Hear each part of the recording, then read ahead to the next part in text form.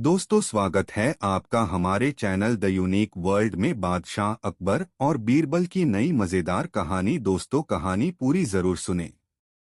दोस्तों, बीरबल दूर दूर की बुद्धिमत्ता एवं हाजिर जवाबी तक मशहूर थी। एक दिन वह बादशाह अकबर के साथ दरबार में बैठे थे। तभी कर चोरों से जब्त की गई चीजों के साथ एक गधा भी दरबार में लाया गया।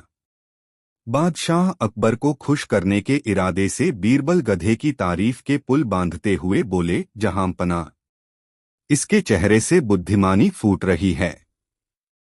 यदि इसे सिखाया जाए तो यह शायद पढ़ना लिखना भी सीख जाए। बादशाह अकबर ने उनकी बात पकड़ ली और आदेश दिया कि गधा बीरबल को सौंप दिया जाए। फिर बादशाह अकबर ने बीरबल से कहा, यदि गधा इतना बुद्धिमान है तो इसे ले जाओ और महीने भर में पढ़ा लिखा कर वापस ले आओ। बीरबल को यह समझते देर नहीं लगी कि यदि वह इस काम में विफल हो गए तो क्या नतीजा होगा। लेकिन बीरबल तो बीरबल ही थे। हार मानना तो उन्होंने सीखा ही नहीं था। ठीक एक महीने बाद उसी गधे की रस्सी थामे बीरबल दरबार में हाजिर हुए। बादशाह अकबर ने पूछा, क्या गधा पढ़ लिख गया है? बीरबल ने कहा, जी हाँ जहांपनाह। यह कहते हुए उन्होंने एक मोटी सी किताब गधे के सामने रख दी। गधा जुबान से किताब के पन्ने पलटता चला गया और 30वें पन्ने पर पहुंचकर जोर जोर से रेंकने लगा। बादशाह अकबर और सभी दरबारी आश्चर्यचकित रह गए। तुमने यह चमत्कार कैसे किया? बादशाह अकबर ने पूछा। बीरबल ने बड़ी शान के साथ समझाया, जहांपना, पहले दिन मैंने मुट्ठी भर घास किताब की जिल्द और पहले पन्ने के बीच रख दी। दूसरे दिन मैंने घास दूसरे पन्ने पर रख दी और किताब बंद कर दी। गधे ने उसे खोलकर घास खा ली। फिर रोजाना इसी तरह आगे के पन्ने पलटने लगा, लेकिन जब किताब में घास नहीं मिलती तो गधा गुस्से से रेंकने लगता था। बीरबल की तरकीब जानकर बादशाह और सभी दरबारी वाह वाह कर उठे। दोस्ती, वीडियो को एक लाइक जरूर करे। दोस्तों, बादशाह अकबर बहुत विनोदी स्वभाव के थे। उन्हें पहेलियां बुझाने का बड़ा शौक था। उनके दरबार में एक से बढ़कर एक विद्वान और बुद्धिमान थे। लेकिन बादशाह अकबर की अधिकतर पहेलियों का उत्तर बीरबल ही दे पाते थे, इसलिए बादशाह अकबर उनसे बड़े प्रसन्न रहते थे। एक दिन की बात है कि बीरबल दरबार में उपस्थित नहीं थे। बीरबल की अनुपस्थिति में दूसरे सभासद बीरबल के विषय में बादशाह अकबर के कान भर रहे थे। उनकी तरह तरह से निंदा कर रहे थे। बादशाह अकबर को यह सब बुरा लगा, कारण वे बीरबल को बहुत मानते थे, उन्हें दिल से प्यार करते थे। बादशाह अकबर ने अपने सभासदों से कहा, तुम लोग व्यर्थ में बीरबल की बुराइयां कर रहे हो। वास्तव में बीरबल तुम लोगों से कहीं अधिक चतुर और बुद्धिमान हैं। बादशाह अकबर के ऐसा कहने पर वे लोग बोले, बादशाह सलामत, आप वास्तव में बीरबल को बहुत चाहते हैं, उन्हें हम लोगों से ज्यादा प्यार करते हैं। इस तरह आपने एक हिंदू को काफी सिर चढ़ा रखा है। उस दिन जब सभा समाप्त होने का समय आया तो बादशाह अकबर ने अपने उन 4 सभासदों से कहा, देखो आज बीरबल यहाँ नहीं हैं, मुझे अपने एक सवाल का जवाब चाहिए। तुम चारों मेरे प्रश्न का उत्तर दे दो। यदि तुम लोगों ने मेरे प्रश्न का सही उत्तर नहीं दिया तो तुम चारों को प्राणदंड दिया जाएगा। बादशाह अकबर की बात सुनकर चारों सभासद भयभीत हो गए। उनमें से एक ने हिम्मत करके कहा, प्रश्न पूछिए बादशाह सलामत। बादशाह अकबर ने पूछा, संसार में सबसे बड़ी चीज क्या है? बादशाह अकबर का प्रश्न सुनकर चारों चुप रह गए। उनकी समझ में प्रश्न का उत्तर नहीं आया। कुछ देर बाद उनमें से एक सभासद ने कहा, हुजूर, खुदा की खुदाई सबसे बड़ी चीज है। दूसरे सभासद ने कहा, बादशाह सलामत की सल्तनत सबसे बड़ी है। उस सभासद का उत्तर सुनकर बादशाह अकबर ने कहा, अच्छी तरह सोचकर उत्तर दो, वरना मैं कह चुका हूं कि तुम लोगों को प्राणदंड दिया जाएगा। तीसरे सभासद ने डरते डरते कहा, बादशाह सलामत, हमें कुछ दिनों का समय दिया जाए। बादशाह अकबर ने कहा, इसमें कोई एतराज नहीं है, मैं तुम लोगों को 1 सप्ताह का समय देता हूं। चारों सभासद सभा से मुंह लटकाए बाहर निकले। उनके चेहरे लटके हुए थे। प्राणदंड के नाम पर चारों सभासद पीले पड़ गए। 6 दिन बीत गए लेकिन उन्हें कोई उत्तर नहीं सूझ सका। तब उन चारों ने आपस में सलाह की कि इस प्रश्न का उत्तर केवल बीरबल ही बता सकता है। यह निश्चय करके वे चारों बीरबल के पास पहुंच गए। उन्होंने बीरबल को पूरी घटना कह सुनाई और हाथ जोड़कर उनसे विनती की वह उनके प्रश्न का उत्तर बता दें। बीरबल ने उनका प्रश्न सुनकर कहा, मैं तुम्हारे प्रश्न का उत्तर दे दूंगा, लेकिन मेरी एक शर्त है। आप एक शर्त की बात करते हैं, हमें आपकी 1000 शर्तें मंजूर हैं। बस हमें बचा लीजिए, चारों सभासद बोले। तब बीरबल ने उनसे कहा, तुम चारों में से 2 जने अपने कंधों पर मेरी चारपाई उठाकर महल तक ले चलोगे। एक मेरा हुक्का पकड़ेगा, जिसे मैं पीता हुआ चलूंगा। एक मेरी जूतियां लेकर चलेगा। बोलो मंजूर है? अगर किसी अन्य समय बीरबल उनको यह सब करने के लिए कहते तो शायद वे ऐसा कभी न करते। लेकिन अब जब उन्हें प्राणदंड दिए जाने का डर था तो वे तुरंत ही उनकी बात मानने को तैयार हो गए। उन्होंने वैसा ही किया। वे चारों अपने कंधों पर बीरबल की चारपाई उठाए, उनका हुक्का और जूतियां लिए हुए महल की ओर चल दिए। बीरबल हुक्का पीते हुए चले जा रहे थे। रास्ते में लोग आश्चर्य से इस विचित्र दृश्य को देख रहे थे। चारों ने बीरबल की चारपाई को दरबार के मध्य में रख दिया। बीरबल ने चारपाई से उतरकर कहा, बादशाह सलामत, मुझे उम्मीद है कि आपको प्रश्न का उत्तर मिल गया होगा। संसार में सबसे बड़ी चीज गर्ज है। बादशाह अकबर मुस्करा उठे। दरअसल वे उन चारों को यह सबक सिखाना चाहते थे कि बीरबल की निंदा करना छोड़ दें। दोस्तों, वीडियो को एक लाइक जरूर करें। दोस्तों, एक दिन बादशाह अकबर के दरबारियों ने उनसे शिकायत की, आलीज़ा, आप सभी कार्य बीरबल को सौंप देते हैं, क्या हम कुछ भी नहीं कर सकते? बादशाह ने कहा, ठीक है, मैं अभी इसका फैसला कर देता हूं। तत्पश्चात उन्होंने एक दरबारी को बुलाकर कहा, मैं तुम्हें 3 रुपए देता हूं। इनकी 3 चीजें ले आओ। हर एक की कीमत 1 रुपए होनी चाहिए। पहली चीज यहां की होनी चाहिए, दूसरी चीज वहां की होनी चाहिए, तीसरी चीज न तो यहां की हो और न ही वहां की हो। दरबारी तुरंत बाजार गया। एक दुकानदार के पास जाकर उसने उससे ये तीनों चीजें मांगी। दुकानदार दरबारी की बातें सुनकर हंसने लगा और बोला, ये चीजें आपको कहीं भी नहीं मिल पाएंगी। उन तीनों चीजों को दरबारी ने अनेक दुकानों पर खोजा, लेकिन जब उसे वह तीनों चीजें कहीं भी नहीं मिली तो निराश होकर दरबार में लौट आया। उसने बादशाह अकबर से कहा, ये तीनों चीजें किसी भी कीमत पर कहीं भी नहीं मिल सकती। अगर बीरबल ला सकें तो जानें। बादशाह अकबर ने बीरबल को बुलाया और कहा, जाओ, ये तीनों चीजें लेकर आओ। बीरबल ने कहा, कल तक ये चीजें आपकी खिदमत में हाजिर कर दूंगा।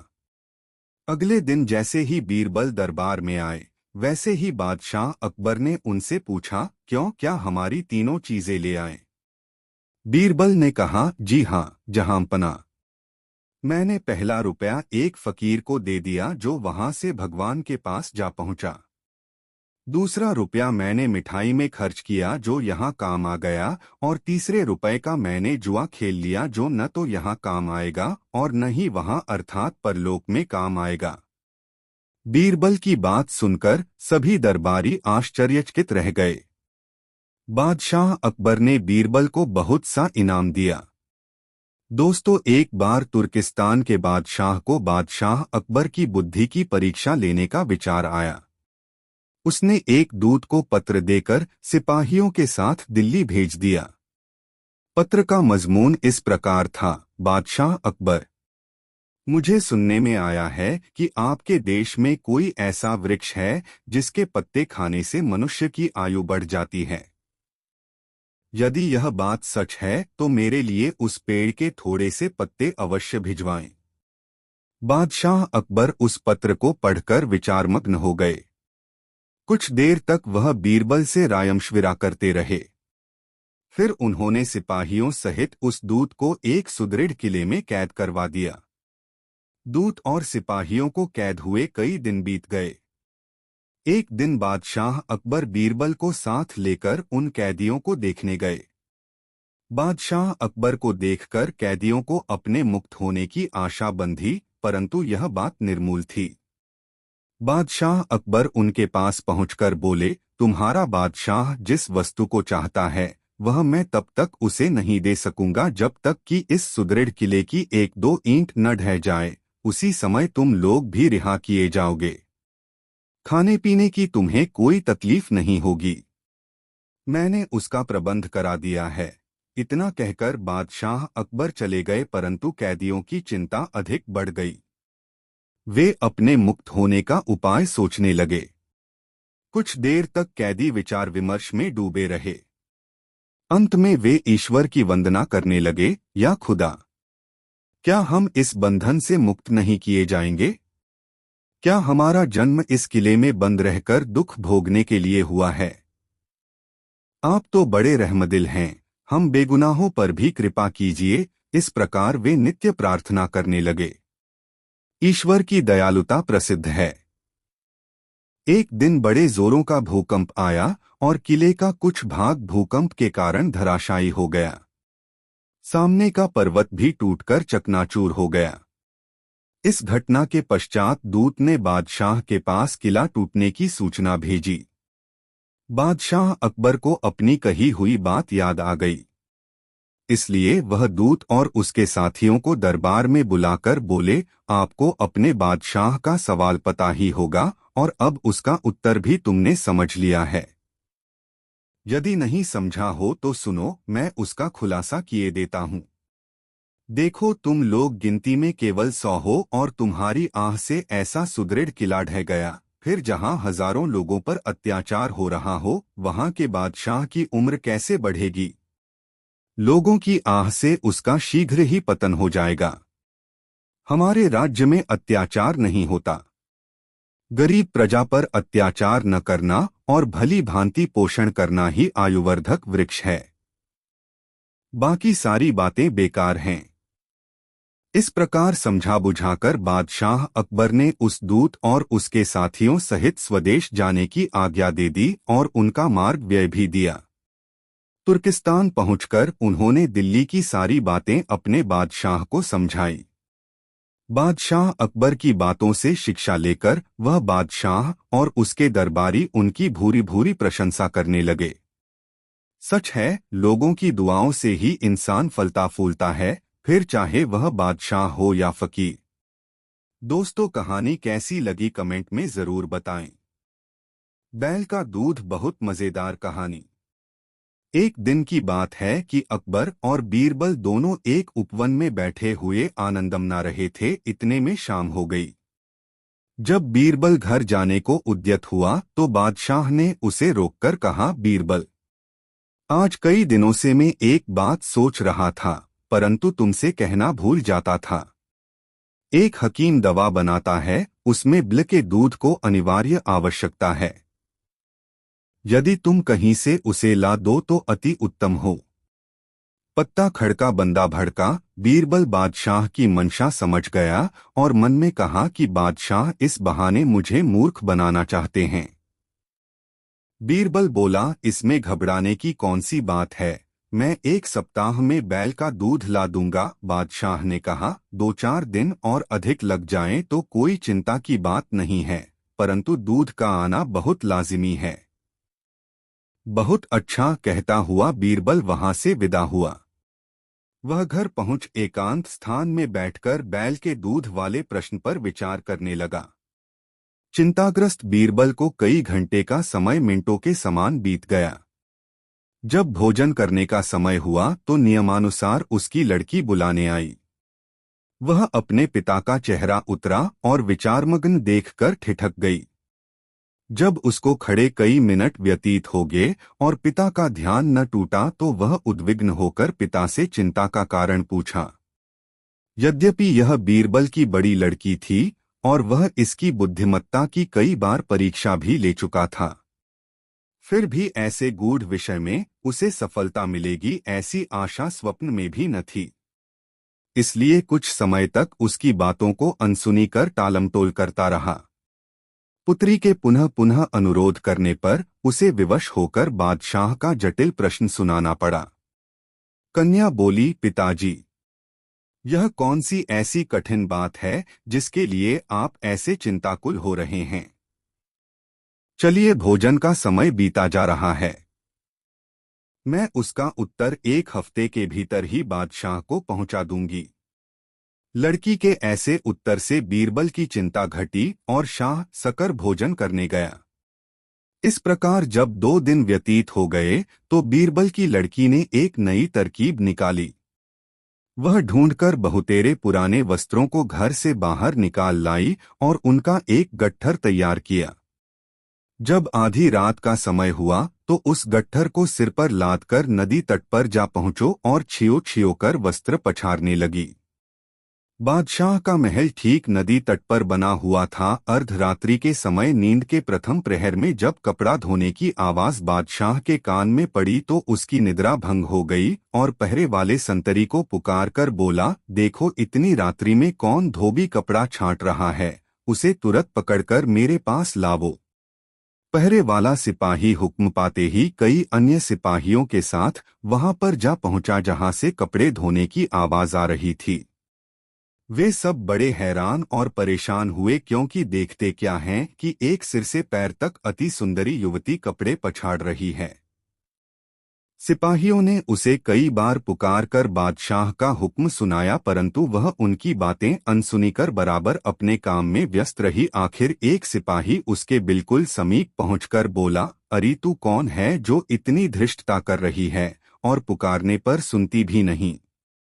चल, तुझे बादशाह ने बुलाया है। लड़की तो येनकेन प्रकारेण बादशाह के पास पहुंचना ही चाहती थी परंतु फिर भी अपना अभिप्राय छिपाकर बोली, आप लोग मुझे क्यों दुख देने पर उतारू हुए हैं? लो, मैं अपने घर चली जाती हूँ। सिपाहियों ने कहा, खबरदार, तुम्हारा भला इसी में है कि सीधे हम लोगों के साथ बादशाह के पास चलो। लड़की कपड़ों को जहां का तहां छोड़ उनके पीछे हो ली और जब बादशाह के सन्निकट पहुंची तो बड़े अदब से झुककर सलाम की और डरी सो होकर एक किनारे खड़ी ही बादशाह के हुक्म की प्रतीक्षा करने लगो। बादशाह क्रोध से आग बबूला हो रहा था। उसने अपनी लाल लाल आंखें निकाकर पूछा, ए कमबख्त, तू कौन है और इस रात्रि के मध्यकाल में यहाँ कपड़े क्यों धो रही है? लड़की ने देखा कि बादशाह क्रोध से तमतमा गया है, इसलिए कांपती हुई गिड़गिड़ाकर खड़ाती जुबान से बोली, श्रीमान, श्रीमान, मैं तो। बादशाह को उसे घबराई हुई देखकर दया आ गई और उसे सांत्वना देते हुए बोला, तू इतना घबराती क्यों है? यदि साफ दो बतला देगी तो तुझे माफी दी जाएगी, अन्यथा बहुत कष्ट उठाएगी। लड़की ने कहा, पृथ्वीनाथ, मुझे इस समय नितांत आवश्यकता पड़ी है जिस कारण विवश होकर कपड़े धोने आई हूँ। बादशाह ने कहा, ए अभागी, ऐसी कौन सी जरूरत थी जिसके लिए तू इतना परेशान है? लड़की ने उत्तर दिया, क्या कहूँ पृथ्वीनाथ, आज दोपहर में मेरे पिता को लड़का पैदा हुआ है, सो मैं दिन भर तो और कामों में परेशान थी। इस वक्त फुर्सत पाने पर कपड़े धोने आई हूँ क्योंकि साफ कपड़ों की आवश्यकता आन पड़ी है। लड़की के ऐसे कौतूहलपूर्ण उत्तर को सुन बादशाह बड़ा आश्चर्यचकित हुआ और उसे फटकारते हुए बोला, हेरे नादान छोकरी, तू क्या बकती है? क्या तेरा दिमाग खप्त तो नहीं हो गया है? भला पुरुष को भी कहीं लड़का पैदा होता है। लड़की सुअवसर देखकर विनम्रता पूर्वक बोली, पृथ्वीनाथ, जब पुरुष को लड़का नहीं हो सकता तो बैल को दूध कैसे होगा। बादशाह को अपनी पहली बात स्मरण हो आई। चकित होकर लड़की से पूछा, क्या तू बीरबल की लड़की तो नहीं है। लड़की ने उत्तर दिया, जी हाँ पृथ्वीनाथ, आपका अनुमान बिल्कुल ठीक है। बादशाह उसकी इस चतुरता से बड़ा प्रसन्न हुआ और उसको आभूषण और द्रव्य पुरस्कार में देकर बड़ो इज्जत से पालकी में बैठाकर विदा किया। लड़की ने घर पहुंचकर पिता का चरण स्पर्श कर रात की घटना का सारा वृतांत कह सुनाया। बीरबल अपनी बुद्धिमती कन्या से बहुत प्रसन्न हुआ और उसका पुरस्कार उसे लौटाकर बहुत आशीर्वाद दिया। दोस्तों, कहानी कैसी लगी कमेंट में बताएं। दोस्तों, बादशाह अकबर घुड़सवारी के इतने शौकीन थे कि पसंद आने पर घोड़े का मुंहमांगा दाम देने को तैयार रहते थे। दूरदराज के मुल्कों जैसे अरब, पर्शिया आदि से घोड़ों के विक्रेता मजबूत व आकर्षक घोड़े लेकर दरबार में आया करते थे। बादशाह अपने व्यक्तिगत इस्तेमाल के लिए चुने गए घोड़े की अच्छी कीमत दिया करते थे। जो घोड़े बादशाह की रुचि के नहीं होते थे उन्हें सेना के लिए खरीद लिया जाता था। अकबर के दरबार में घोड़े के विक्रेताओं का अच्छा व्यापार होता था। एक दिन घोड़ों का एक नया विक्रेता दरबार में आया। अन्य व्यापारी भी उसे नहीं जानते थे। उसने 2 बेहद आकर्षक घोड़े बादशाह को बेचे और कहा कि वह ठीक ऐसे ही 100 घोड़े और लाकर दे सकता है, बशर्ते उसे आधी कीमत पेशगी दे दी जाए। बादशाह को चूंकि घोड़े बहुत पसंद आए थे, सो वैसे ही 100 और घोड़े लेने का तुरंत मन बना लिया। बादशाह ने अपने खजांची को बुलाकर व्यापारी को आधी रकम अदा करने को कहा। खजांची उस व्यापारी को लेकर खजाने की ओर चल दिया। लेकिन किसी को भी यह उचित नहीं लगा कि बादशाह ने एक अनजान व्यापारी को इतनी बड़ी रकम बतौर पेशगी दे दी। लेकिन विरोध जताने की हिम्मत किसी के पास न थी। सभी चाहते थे कि बीरबल यह मामला उठाए। बीरबल भी इस सौदे से खुश न था। वह बोला, हुजूर, कल मुझे आपने शहर भर के मूर्खों की सूची बनाने को कहा था। मुझे खेद है कि उस सूची में आपका नाम सबसे ऊपर है। बादशाह अकबर का चेहरा मारे गुस्से के सुर्ख हो गया। उन्हें लगा कि बीरबल ने भरे दरबार में विदेशी मेहमानों के सामने उनका अपमान किया है। गुस्से से भरे बादशाह चिल्लाए, तुम्हारी हिम्मत कैसे हुई हमें मूर्ख बताने की। क्षमा करें बादशाह सलामत। बीरबल अपना सिर झुकाते हुए सम्मानित लहजे में बोला, आप चाहें तो मेरा सर कलम करवा दें। यदि आपके कहने पर तैयार की गई मूर्खों की फहरिस्त में आपका नाम सबसे ऊपर रखना आपको गलत लगे। दरबार में ऐसा सन्नाटा छा गया कि सुई गिरे तो आवाज सुनाई दे जाए। अब बादशाह अकबर अपना सीधा हाथ उठाए, तर्जनी को बीरबल की ओर ताने आगे बढ़े। दरबार में मौजूद सभी लोगों की सांस जैसे थमसी गई थी। उत्सुकता व उत्तेजना सभी के चेहरों पर नृत्य कर रही थी। उन्हें लगा कि बादशाह सलामत बीरबल का सिर धड़ से अलग कर देंगे।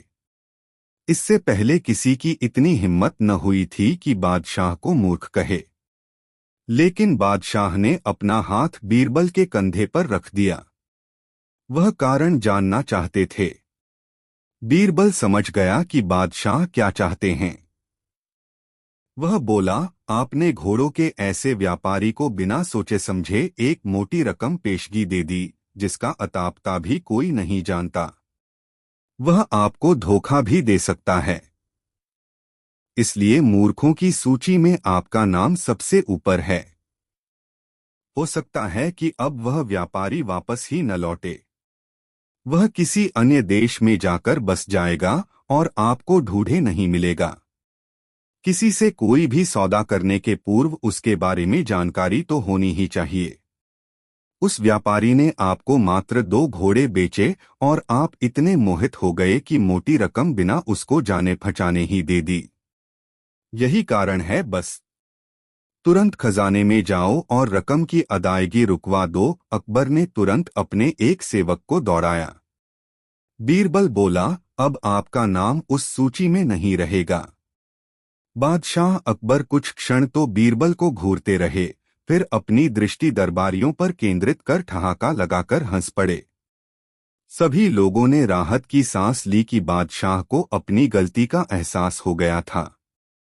हंसी में दरबारियों ने भी साथ दिया और बीरबल की चतुराई की एक स्वर से प्रशंसा की। 6 दोस्तों, एक बार दिल्ली दरबार में बैठे हुए बादशाह अकबर ने अपने नवरत्नों से पूछा, भाई यह बताओ सबसे बड़ा पत यानी शहर कौन सा है। पहले नवरत्न ने कहा, सोनीपत। दूसरा नवरत्न, हुजूर पानीपत सबसे बड़ा पत है। तीसरे नवरत्न ने लंबी हाँकी, नहीं जनाब, दलपत से बड़ा पत और कोई दूसरा नहीं है।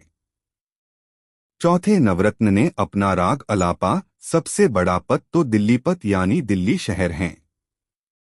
बीरबल चुपचाप बैठे हुए सारी बातें सुन रहे थे। अकबर ने बीरबल से कहा, तुम भी कुछ बोलो। बीरबल ने कहा, सबसे बड़ा पत है राखपत और दूसरा बड़ा पत है रखापत। अकबर ने पूछा, बीरबल हमने सोनीपत, पानीपत, दलपत और दिल्लीपत सब पत सुन रखे हैं, पर राखपत रखापत किस शहर के नाम हैं? बीरबल बोले, हुजूर राखपत का मतलब है मैं आपके रखूं और रखपत का मतलब है आप मेरी बात रखो। यह मेलजोल और प्रेम भाव जिस पत में नहीं है उस पत का क्या मतलब है? प्रेम भाव है तो जंगल में भी मंगल है और प्रेम भाव नहीं तो नगर भी नरक का द्वार है। अकबर बीरबल की बातों को सुनकर बहुत खुश हुए और उन्हें कई इनामों से नवाजा। दोस्तों, यह कहानी आपको कैसी लगी कमेंट बॉक्स में जरूर बताएं। दोस्तों, बादशाह अकबर घुड़सवारी के इतने शौकीन थे कि पसंद आने पर घोड़े का मुहमांगा दाम देने को तैयार रहते थे। दूरदराज के मुल्कों जैसे अरब, पर्शिया आदि से घोड़ों के विक्रेता मजबूत व आकर्षक घोड़े लेकर दरबार में आया करते थे। बादशाह अपने व्यक्तिगत इस्तेमाल के लिए चुने गए घोड़े की अच्छी कीमत दिया करते थे। जो घोड़े बादशाह की रुचि के नहीं होते थे उन्हें सेना के लिए खरीद लिया जाता था। अकबर के दरबार में घोड़े के विक्रेताओं का अच्छा व्यापार होता था। एक दिन घोड़ों का एक नया विक्रेता दरबार में आया। अन्य व्यापारी भी उसे नहीं जानते थे। उसने 2 बेहद आकर्षक घोड़े बादशाह को बेचे और कहा कि वह ठीक ऐसे ही 100 घोड़े और लाकर दे सकता है, बशर्ते उसे आधी कीमत पेशगी दे दी जाए। बादशाह को चूंकि घोड़े बहुत पसंद आए थे, सो वैसे ही 100 और घोड़े लेने का तुरंत मन बना लिया। बादशाह ने अपने खजांची को बुलाकर व्यापारी को आधी रकम अदा करने को कहा। खजांची उस व्यापारी को लेकर खजाने की ओर चल दिया। लेकिन किसी को भी यह उचित नहीं लगा कि बादशाह ने एक अनजान व्यापारी को इतनी बड़ी रकम बतौर पेशगी दे दी। लेकिन विरोध जताने की हिम्मत किसी के पास न थी। सभी चाहते थे कि बीरबल यह मामला उठाए। बीरबल भी इस सौदे से खुश न था। वह बोला, हुजूर, कल मुझे आपने शहर भर के मूर्खों की सूची बनाने को कहा था। मुझे खेद है कि उस सूची में आपका नाम सबसे ऊपर है। बादशाह अकबर का चेहरा मारे गुस्से के सुर्ख हो गया। उन्हें लगा कि बीरबल ने भरे दरबार में विदेशी मेहमानों के सामने उनका अपमान किया है। गुस्से से भरे बादशाह चिल्लाए, तुम्हारी हिम्मत कैसे हुई हमें मूर्ख बताने की? क्षमा करें बादशाह सलामत। बीरबल अपना सिर झुकाते हुए सम्मानित लहजे में बोला, आप चाहें तो मेरा सर कलम करवा दें, यदि आपके कहने पर तैयार की गई मूर्खों की फहरिस्त में आपका नाम सबसे ऊपर रखना आपको गलत लगे। दरबार में ऐसा सन्नाटा छा गया कि सुई गिरे तो आवाज सुनाई दे जाए। अब बादशाह अकबर अपना सीधा हाथ उठाए, तर्जनी को बीरबल की ओर ताने आगे बढ़े। दरबार में मौजूद सभी लोगों की सांस जैसे थम सी गई थी। उत्सुकता व उत्तेजना सभी के चेहरों पर नृत्य कर रही थी। उन्हें लगा कि बादशाह सलामत बीरबल का सिर धड़ से अलग कर देंगे। इससे पहले किसी की इतनी हिम्मत न हुई थी कि बादशाह को मूर्ख कहे। लेकिन बादशाह ने अपना हाथ बीरबल के कंधे पर रख दिया। वह कारण जानना चाहते थे। बीरबल समझ गया कि बादशाह क्या चाहते हैं।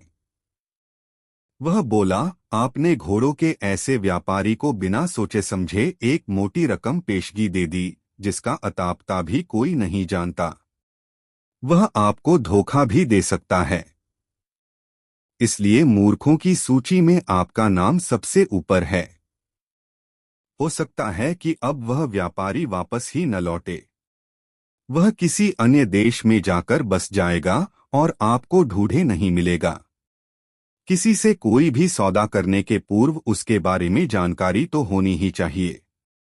उस व्यापारी ने आपको मात्र 2 घोड़े बेचे और आप इतने मोहित हो गए कि मोटी रकम बिना उसको जाने पहचाने ही दे दी। यही कारण है बस। तुरंत खजाने में जाओ और रकम की अदायगी रुकवा दो। अकबर ने तुरंत अपने एक सेवक को दौड़ाया। बीरबल बोला, अब आपका नाम उस सूची में नहीं रहेगा। बादशाह अकबर कुछ क्षण तो बीरबल को घूरते रहे, फिर अपनी दृष्टि दरबारियों पर केंद्रित कर ठहाका लगाकर हंस पड़े। सभी लोगों ने राहत की सांस ली कि बादशाह को अपनी गलती का एहसास हो गया था। हंसी में दरबारियों ने भी साथ दिया और बीरबल की चतुराई की एक स्वर से प्रशंसा की। 6 दोस्तों, एक बार दिल्ली दरबार में बैठे हुए बादशाह अकबर ने अपने नवरत्नों से पूछा, भाई यह बताओ सबसे बड़ा पत यानी शहर कौन सा है। पहले नवरत्न ने कहा, सोनीपत। दूसरा नवरत्न, हुजूर पानीपत सबसे बड़ा पत है। तीसरे नवरत्न ने लंबी हाँकी, नहीं जनाब, दलपत से बड़ा पत और कोई दूसरा नहीं है। चौथे नवरत्न ने अपना राग अलापा, सबसे बड़ा पत तो दिल्लीपत यानी दिल्ली शहर है। बीरबल चुपचाप बैठे हुए सारी बातें सुन रहे थे। अकबर ने बीरबल से कहा, तुम भी कुछ बोलो। बीरबल ने कहा, सबसे बड़ा पत है राखपत और दूसरा बड़ा पत है रखापत। अकबर ने पूछा, बीरबल हमने सोनीपत, पानीपत, दलपत और दिल्लीपत सब पत सुन रखे हैं, पर राखपत रखापत किस शहर के नाम हैं? बीरबल बोले, हुजूर राखपत का मतलब है मैं आपके रखूं और रखपत का मतलब है आप मेरी बात रखो। यह मेलजोल और प्रेम भाव जिस पत में नहीं है उस पत का क्या मतलब है? प्रेम भाव है तो जंगल में भी मंगल है और प्रेम भाव नहीं तो नगर भी नरक का द्वार है। अकबर बीरबल की बातों को सुनकर बहुत खुश हुए और उन्हें कई इनामों से नवाजा। दोस्तों, यह कहानी आपको कैसी लगी कमेंट बॉक्स में जरूर बताएं। दोस्तों, एक बार बादशाह अकबर ने दरबार में यह घोषणा कार्रवाई कि उनका पोता पूरे देश में सबसे सुंदर बच्चा है। वह अपने नवजात पोते को बहुत प्यार करते थे। अकबर अपने पोते से इतना अधिक प्यार करते थे कि उस बच्चे के जन्म के बाद अकबर मुश्किल से सम्राट के रूप में अपने कर्तव्यों पर ध्यान केंद्रित कर पा रही थे। वह बच्चे के साथ पूरा दिन खेलते रहते थे। इससे सभी मंत्री बहुत परेशान हो गए।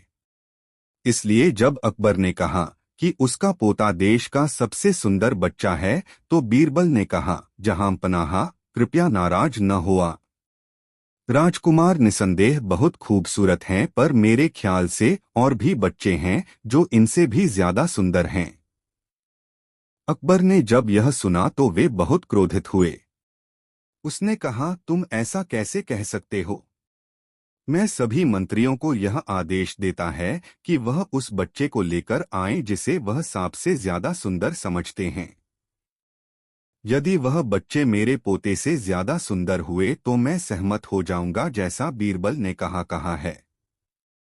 इसलिए अगले दिन हर मंत्री अपने साथ एक बच्चा लेकर दरबार में आया, पर बीरबल कहीं दिखाई नहीं दे रहा था। फिर कुछ समय के बाद बीरबल दरबार में आया। वह पसीने से भीगा हुआ था। अकबर ने पूछा, कहाँ है वह बच्चा जिसे तुमने मेरे पोते से ज्यादा सुंदर बताया था? बीरबल ने कहा, महाराज, मैंने दरबार में बच्चे को लाने की कोशिश की, लेकिन उसकी माँ ने मुझे ऐसा करने नहीं दिया। यदि आप एक सामान्य इंसान की तरह तैयार हो सकते हैं तो हम बच्चे को दिखने के लिए जा सकते हैं। अकबर और उसके कुछ मंत्रियों ने सामान्य लोगों की तरह कपड़े पहन लिए और बीरबल के सथा उस बच्चे को देखने चल पड़े। लंबे समय तक चलने के बाद वे एक झोपड़ी के पास पहुंचे। एक बच्चा झोपड़ी के बाहर गंदगी के ढेर पर खेल रहा था। वह गंजा था और धूल में लिपटा हुआ था। उसकी एक आंख दूसरी आंख से छोटी थी और उसकी नाक से पानी गिर रहा था। अकबर ने बीरबल से कहा, आपको लगता है कि यह बच्चा राजकुमार से अधिक सुंदर है? यह तो बहुत ही बदसूरत है। जैसे ही अकबर ने यह कहा, बच्चे की मां झोपड़ी से बाहर आ गई। वह उस आदमी पर बहुत गुस्सा होने लगी जो उसकी झोपड़ी के समाने खड़ा होकर उसके बच्चे को घूर रहा था। उसने कहा, तुम कौन हो? तुम्हारी हिम्मत कैसे हुई मेरे बच्चे को बदसूरत कहने की? निकल जाओ यहाँ से। और फिर उसने बच्चे को गोद में उठा लिया, अपने साड़ी के पल्लू से उसका चेहरा पोंछते हुए उसे चूम लिया। उसने बच्चे से कहा, मेरे प्यारे बेटे, इन लोगों को मत सुनो, तुम इस देश में सबसे सुंदर बच्चे हो। और वह छोटे बच्चे को अंदर ले गई। अकबर समझ गया कि बीरबल क्या कहना चाहता था। उसने कहा, अपने माता पिता के लिए हर बच्चा देशा में सबसे सुंदर होता है। बीरबल मुस्कराया और कहा, और समय आने पर अपने दादा दादी के लिए भी। दोस्तों, अकबर के शहर फतेहपुर सिकरी में सर्दियों के दौरान काफी ठंड पड़ती थी।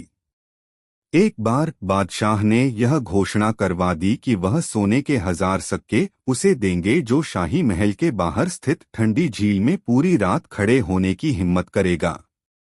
कई दिनों तक अकबर के पास कोई भी नहीं आया।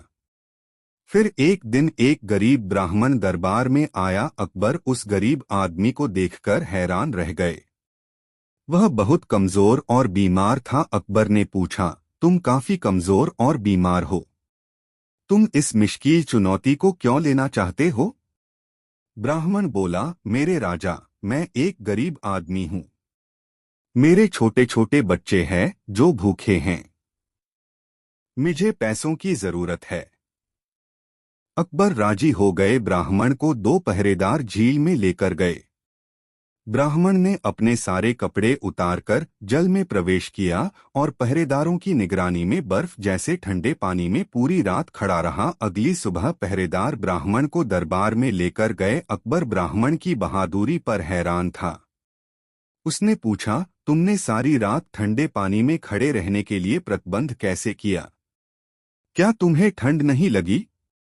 ब्राह्मण ने कहा, जी महाराज, मुझे बहुत ठंड लग रही थी, पर तभी मैंने उन दीपकों को देखा जो महल के मीनारों में चमक रहे थे। मैं सारी रात उन्हें देखता रहा और उन्होंने मुझे गर्म रखा। जब अकबर ने यह सुना तो वह ब्राह्मण से बोला, दीपक ने सारी रात तुम्हें गर्म रखा है? यह तो धोखेबाजी है। तुमने अपना कार्य ईमानदारी से नहीं किया। तुम्हें कोई सोना नहीं मिलेगा। और उसने पहरेदारों को आदेश दिया कि वे ब्राह्मण को दरबार से बाहर निकाल दें। गरीब ब्राह्मण बहुत परेशान था। वह जानता था कि बादशाह ने उसके साथ अन्याय किया है, लेकिन बादशाह के साथ तर्क कौन करता? वह दुखी होकर घर चला गया। जब यह सब हुआ तब बीरबल दरबार में उपस्थित था। उसने सोचा, बादशाह बहुत मनमानी कर रहे हैं। मुझे उन्हें सबक सिखाना चाहिए ताकि ब्राह्मण को वह सोने मिल सके जिसका वह हकदार है। बीरबल अकबर के पास गए और सम्मान के साथ झुककर कहा, जहांपनाह, मैंने अपने मित्रों के लिए एक दावत का आयोजन किया है। मैं आपको और सभी मंत्रियों को आमंत्रित करना चाहता हूं। कृपया आज शाम को दावत के लिए मेरे घर पर पधारें। अकबर यह सुनकर बहुत खुश हुआ। शाम को अकबर ने खबर भिजवाई कि वे आ रहे हैं, परंतु बीरबल ने कहला भेजा कि अभी खाना तैयार नहीं हुआ है। जब तैयार हो जाएगा तो खबर भेज दूंगा। जब बहुत देर तक खबर नहीं आई तो अकबर स्वयं अपने मंत्रियों के साथ बीरबल के घर पहुंच गया। पर जब उन्होंने बीरबल को घर के आंगन में देखा तो वे हैरान रह गए। बीरबल थोड़ी सी आग जलाकर उसके पास बैठा हुआ था, जबकि जो बर्तन आग पर होना चाहिए था वह एक पेड़ की एक शाखा पर ऊंचा लटक रहा था। अकबर ने बीरबल से पूछा, तुम्हें क्या लगता है कि तुम क्या कर रहे हो? बीरबल ने कहा, जिल्ले सुभानी, मैं हम सभी के लिए स्वादिष्ट खिचड़ी बना रहा हूँ। इस बात पर बादशाह जोर से हंसने लगे। उन्होंने कहा, मूर्ख, तुम्हें क्या लगता है आग से गर्मी खिचड़ी तक पहुंच जाएगी? तुमने बर्तन ऊंची शाखा पर रख दिया है। बीरबल ने कहा, महाराजा, आग की गर्मी बर्तन तक उसी प्रकार पहुंच जाएगी जिस प्रकार महल के दीपक से गर्मी उस दिन गरीब ब्राह्मण तक पहुंची थी। अकबर ने हंसना बंद कर दिया। उन्हें एहसास हो गया कि बीरबल क्या कहना चाहता है। अगले दिन उन्होंने ब्राह्मण को बुलाया और वादे के अनुसार तुसार उसे 1000 सेने के सिक्के दिए। ब्राह्मण ने बादशाह का आभार व्यक्त किया और आशीर्वाद दिया। अकबर ने बीरबल को देखा तो बीरबल मुस्करा दिए। दोस्तों, वीडियो को एक लाइक जरूर करें। दोस्तों, बादशाह अकबर दरबार में आकर अभी बैठे ही थे कि तभी दरबार में एक हत्या का मामला आ गया। बादशाह को बड़ा ही बुरा लगा कि आज की शुरुआत हत्या के मामले से ही हो रही है। बादशाह ने हुक्म दिया, यह हत्या का मामला है, इसमें जल्दबाजी करना ठीक नहीं होगा। इस मामले की सुनवाई अगले दिन होगी। अपराधी को मौका मिल गया। वह दूसरे दिन दरबार लगने से पहले ही बीरबल के घर पर पहुंच गया और दरबार के लिए तैयार हो रहे बीरबल के आगे गिड़गिड़ाने लगा, हुजूर, आप बुद्धिमानों के बुद्धिमान हैं।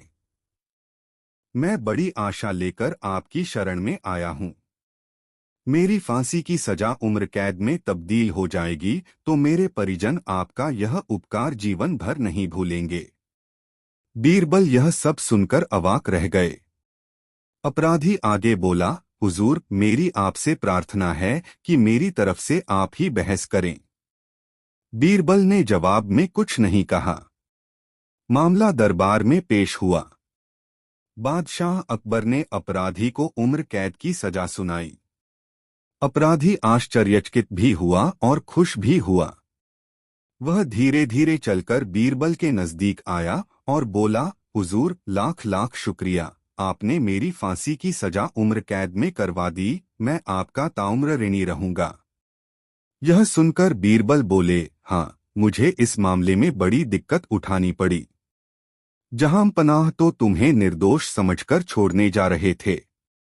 मेरे बार बार समझाने पर उन्होंने तुम्हें उम्र कैद की सजा दी, क्योंकि केवल मुझे पता है कि तुमने अपराध किया है और तुमने मेरे घर पर अपना अपराध कबूल भी किया है। हकीकत यही थी। अपराधी यह सुनकर हतप्रभ रह गया। वह माथा पीट कर रह गया कि बीरबल के सामने उसने अपना अपराध आखिर कबूल क्यों किया। दोस्तों, कहानी कैसी लगी कमेंट में जरूर। दोस्तों, शाहनशाह अकबर फुर्सत में थे। बीरबल पास में ही बैठे हुए थे।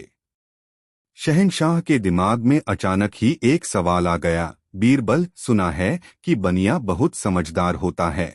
शहनशाह के यह कहते ही बीरबल बोले, हाँ हुजूर, चतुराई में उनका कोई जवाब नहीं।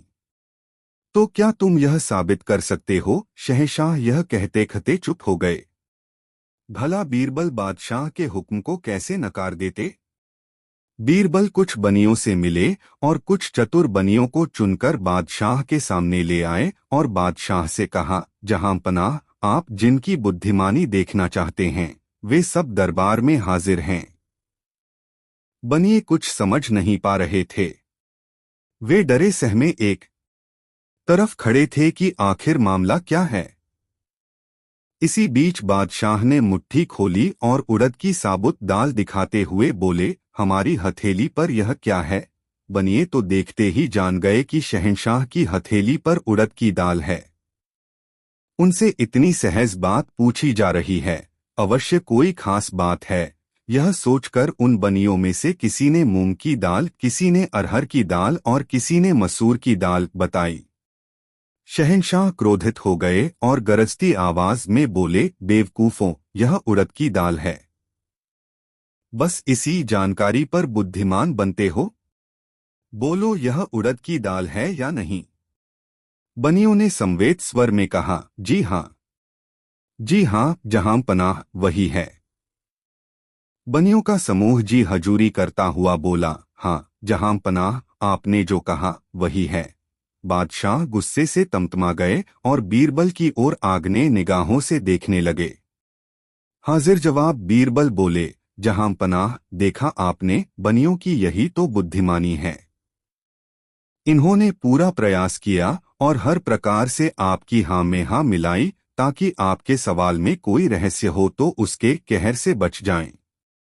बीरबल के इस तर्क ने शहंशाह का दिल जीत लिया और वह मान गए कि बनिए वास्तव में ही बड़े चतुर होते हैं। इसके बाद शहंशाह ने बनियों को बाइज्जत दरबार से विदा किया।